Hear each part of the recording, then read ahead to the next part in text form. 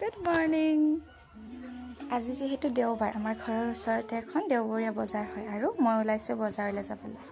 আৰু এয়া আহি পালোঁ মই বজাৰ, আৰু চাওকচোন আহিয়েই দেখা পাইছোঁ হাতীগোসাঁই। আগতে হাতীগোসাঁই দেখিলে মানে আমি স্কুলত হ'লেও য'ত হ'লেও মানে কৃষ্ণ কওঁ, আমি নমস্কাৰ দিওঁ, গান গাওঁ, আৰু দেখিলে মনটো ভাল লাগি যায়, ভগৱানক দেখাৰ দৰে লাগে।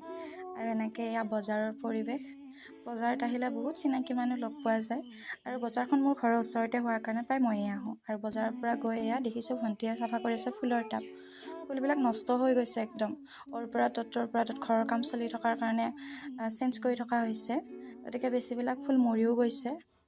আৰু এইপিনে এয়া ভাইটিয়ে লৈ আহিছে মোৰ কাৰণে এটা বিশেষ বস্তু, চাওকচোন কি, এয়া গোলনেমু ইজ লাভ, ইম'শ্যন এণ্ড চকুচ। ইমান বেছি ভাল পাওঁ গোলনেমু, আৰু ইহঁতৰ ঘৰত গোলনেমু আছে, আমাৰ ঘৰত নাই। আমাৰ ঘৰত আজি কাজি নেমু